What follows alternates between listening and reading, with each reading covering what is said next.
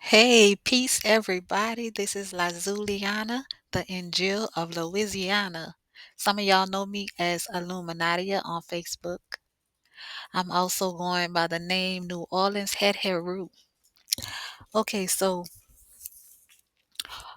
I was sitting here over the last couple of weeks, trying to put together a presentation to kind of explain some things that I've been talking about lately. Some things that a couple of people think I'm cuckoo for Cocoa Puffs when they hear what I'm talking about, and that doesn't bother me. Um, but I was trying to put together a presentation to kind of explain the things that I've been saying. And between me being busy and trying to do this, it's just taking too long. So I decided I'm gonna do just a little video explanation of some of the things that I've been talking about. For all the people who do think I'm cuckoo for Cocoa Puffs. Maybe this will make it a little sense, make it more sense to you. And even if it doesn't, that's okay. There's a time um designated for people to get this information to where it'll make sense to them. It'll resonate at some point, and for some people, it might never resonate, and that's okay too.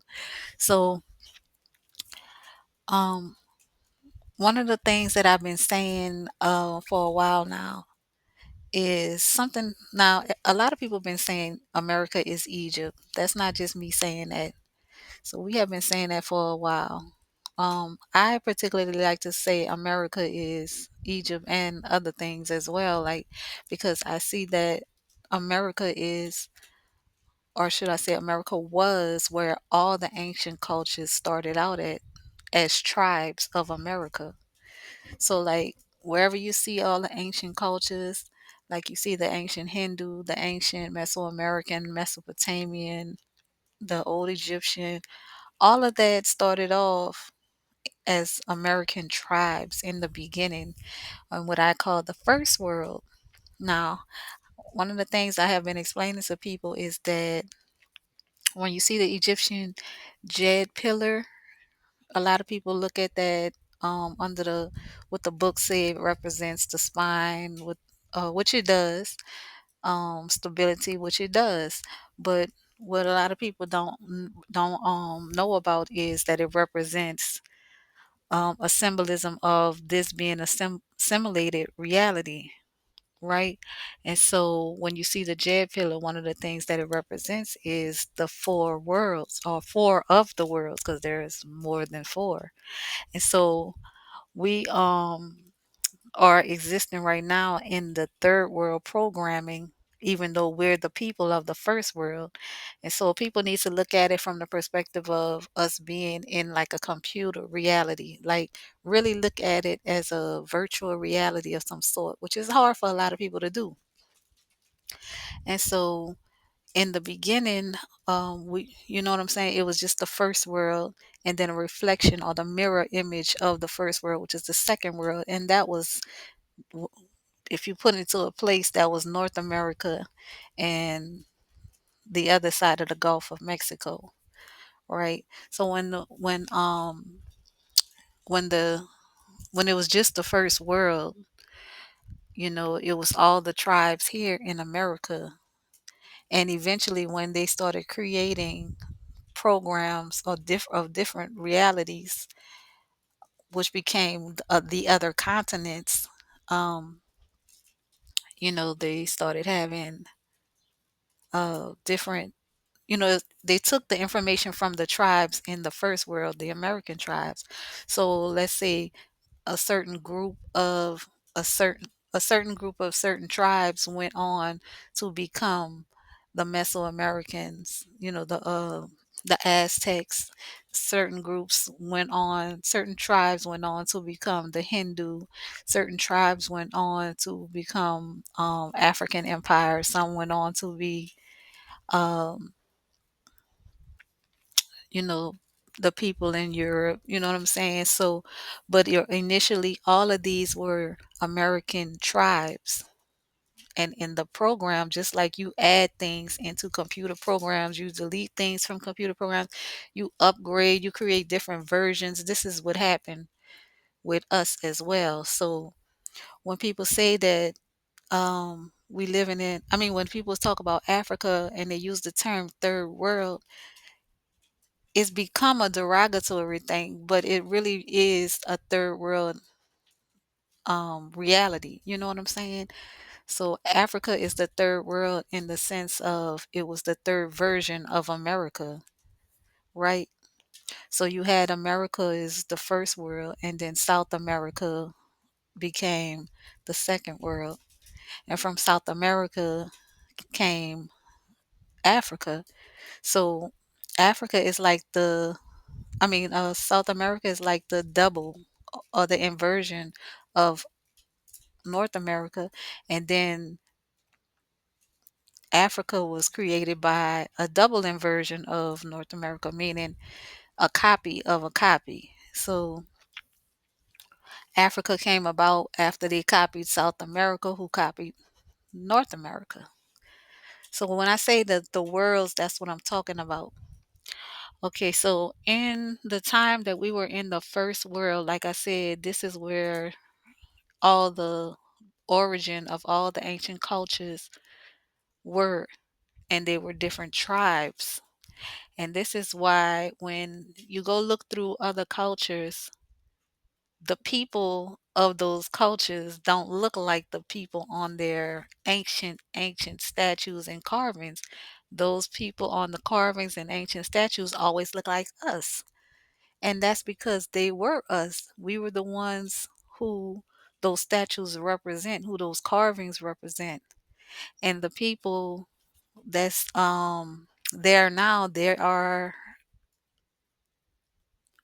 in the program. I'm gonna speak in two different terms. In the programming, they are versions of us, but whitewashed. You know what I'm saying? And then there's the original people who the only originals in the only the only ones that's kind of like original is the ones in the Americas, meaning North and South America. But even in the second world program, the South America, you have some that were added into the program in the whitewash. And this is when like Spain came into the mix in South America. So um am I saying that Africans in other worlds or the people are not real? I'm not saying that. I'm saying they're real in this reality. But in the actual reality, there's just the first world. And so when you see people in different parts of those other cultures, them other continents and stuff, those are just versions of the people in America. Does that make them American? No. No, because there are things added and you know what I'm saying, altered and stuff like that. So no, it doesn't make them American. It makes them versions of. And I think that's kind of why they put that movie out called Us, to kind of give people the idea about that. And I feel like they've been trying to kind of slowly put make people understand what happened in this creation. You know what I'm saying? Because when I think about the movie Avatar, that was a good description of the programming of how, you know, other entities had to enter into the world of the blue beings by taking on their likeness, becoming a version of them. So it's like the same thing, you know? So I think a lot of I think those type of movies is there to try to ease it into people's mind of what's really real and what's really not. You know what I'm saying? So as far as the Jed pillar, like when you see those, it does represent the spine and the neck. So it's the stability or the bridge between realms. So you have the bridge between the body and the bridge between the mind, or the brain. You know what I'm saying? So that's that area of the neck. And in the neck area is where you'll see those four top lines of the Jed pillar that represents the four worlds. And I tell people, those four rows represent what you would see on a computer as four slots for memory cards. 4 SD cards, you know what I'm saying? If you looked at it as a in music players, you can look at it as like a auto changer, like a auto changer for for records, or a CD auto changer, something like that. So that's what basically where I be coming from when I'm talking about the J pillar. Now, we are a people, meaning Americans, we are a people of sound. Now, we have been taught that in the beginning was the word. That's been the programming, the religious programming entry point. In the beginning was the word. But that was for the third world narrative. So like I said, we are the first world people, but just like computers get hacked and viruses get put into it, or information get altered and edited, the programming that represents the first world got hacked, and they started mixing the third world narrative to take over the first world narrative. So America being the first, or the motherland, or the parent lands, the parent world, was altered to make Africa the motherland.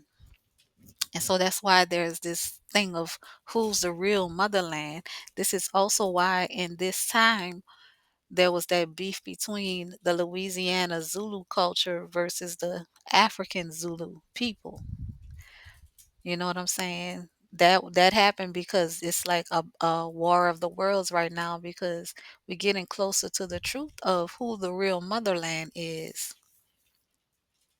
And I like to say mother and fatherland, or the parent lands, because America was not a single mother. You know what I'm saying? It wasn't a nation of single mothers. It was the mothers and fathers.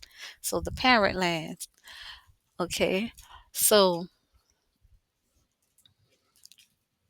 when we were the best example I could give of our beginning is through the Sumerian, I mean the Anunnaki story of Enki and Ninmah creating they created beings, but then they created a special type of being. So they created the children using their own DNA, when they were supposed to be just creating or experimenting with making beings from other things, right?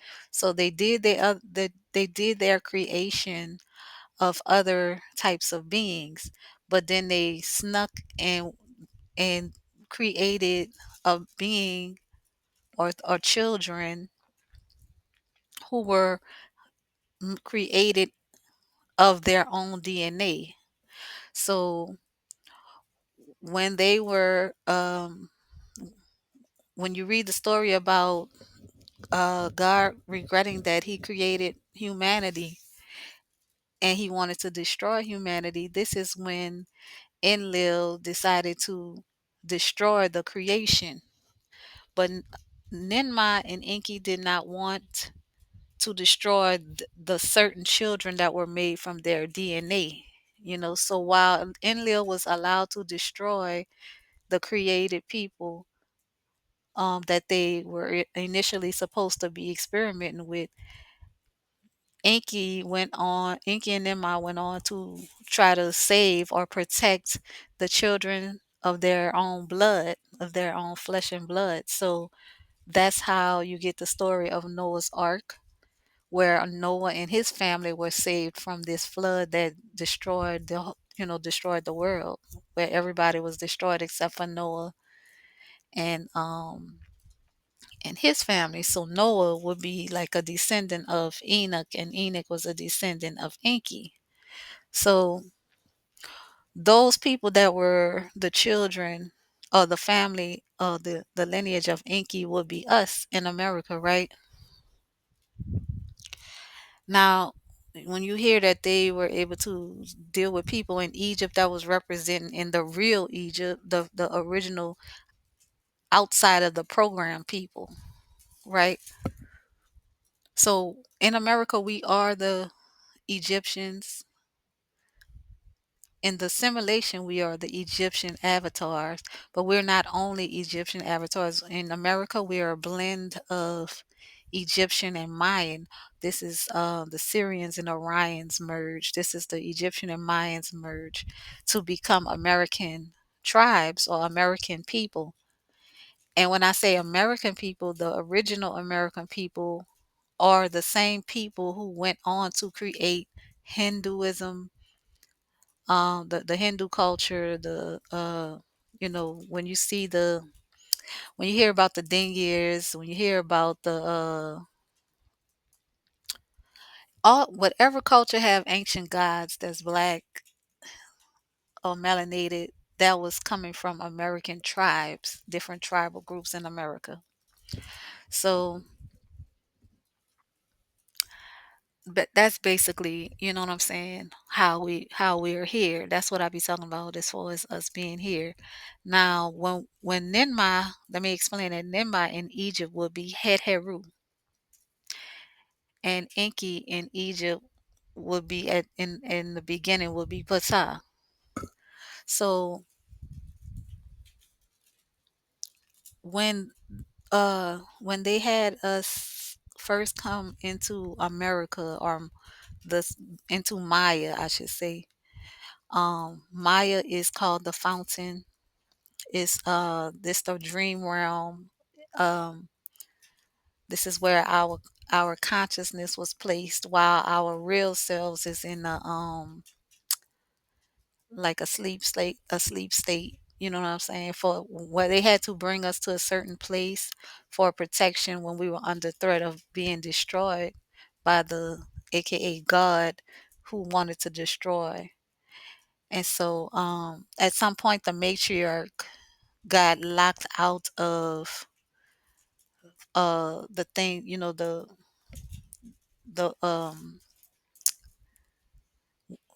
what I'm trying to say, the way the when they after they went and did the things that they had to do to protect the children and hide the children, and create this system to keep the children lives going through consciousness while they await to find a safe space. um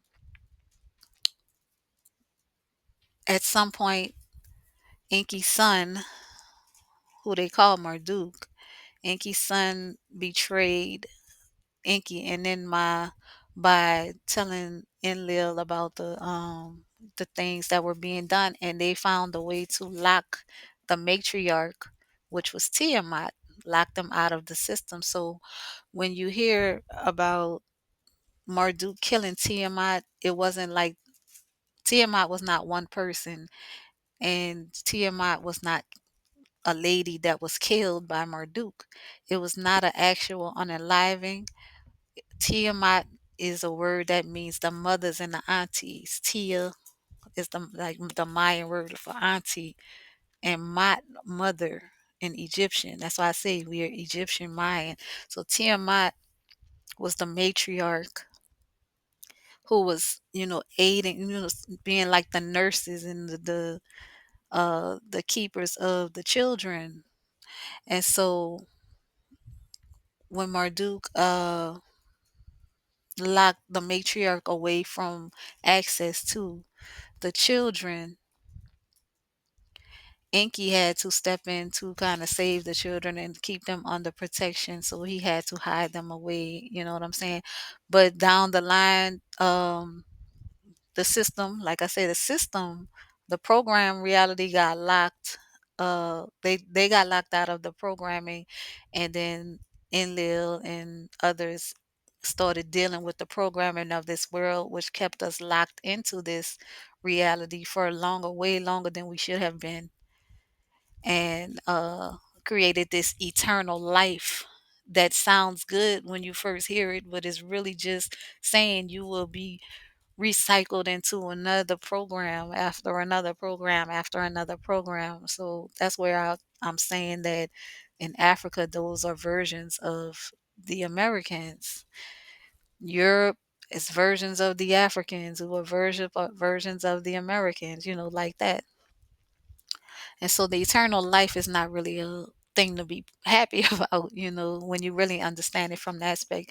The goal should be to get back home, you know what I'm saying, to come out of the sleep. So, um, so that's basically, how the beginning started. And so when we were here in America, we were a whole bunch of different tribes. Now, the thing is, we were made very special. Being the children of Ninma Het Heru, being the children of Inki, we had very special skills, gifts. You know what I'm saying? We were magical, mystical, phenomenal type of people, right? And so there were other people or galactics and stuff who wanted to see and witness for themselves the whole what the magic was about these people. You know what I'm saying? How are they so advanced even in their sleep? You know what I'm saying? That type of thing. And so ever since then we've been under the threat of experimentation, the threat of cloning, the threat of all kind of things, because there's this endless um fascination with who we are as a people that has turned into a love hate as far as around the globe. You know what I'm saying? Everybody wants to be the American, but everybody hates the American because they're not the American. You know what I'm saying? And it has everything to do with the magic of who we are, you know. So when I see a lot of people arguing and debating over who we are, or well, a lot of people be like, well, the Americans always claiming to be these people, they claiming to be that people, they don't know who they are, they just taking everybody else culture. No, we are everybody else culture. We're the guys that all those cultures speak of, or worship, or call on, or look to in their, from their ancestors. That's the American tribes. That's the Americans. And that's the same people who we are in this day. We are just current versions of those people that are on those statues and those carvings. So there's a magic about us. Now, what makes the magic about the American people? We were taught through religion, once again, in the beginning was the word. But that's the third world narrative. In the beginning was the sound, because it took the sound first to even create the word. And so we were the people of the sound.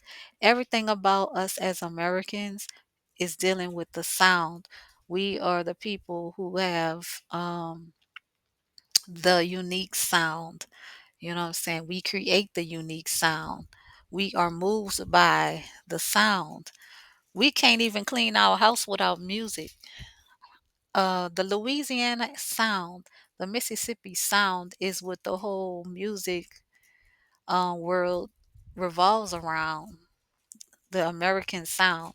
When I say the Louisiana and Mississippi sound creates the American sound, I'm saying that because the motherland and the fatherland of the American tribe started out in Louisiana and Mississippi. That was the first united lands. When you hear all the ancient cultures talking about the uniting of the two lands, or the two brothers, or something like that, they're speaking first about, as far as in this reality, they're speaking about um Mississippi and Louisiana. So all the American tribes started out in Mississippi and Louisiana sounds, right? So the way Mother Ninma created her children, or the things that she put into the DNA of her children, has to do with sound magic. And so this is why the predominant tribe that most of the tribes in America are under is the Choctaw. That's the Choctaw is the chatter, the chat, the chit chat, the sound, the voice, the spoken word. But see the ch in that beginning of that sound of that word, that has to do with enchantment, right? That has to do with enchantment. So when you hear about the five civilized tribe, a lot of times our people get offended. We be like, why they say civilized, like we wasn't civilized? Baby, they know that we was civil. That wasn't even about us. That was just a cloak. That was a cover language. So when they say the five civilized tribe, the civilized means they had to civilize the people who were to become the face of who we are, while they have their hidden agenda.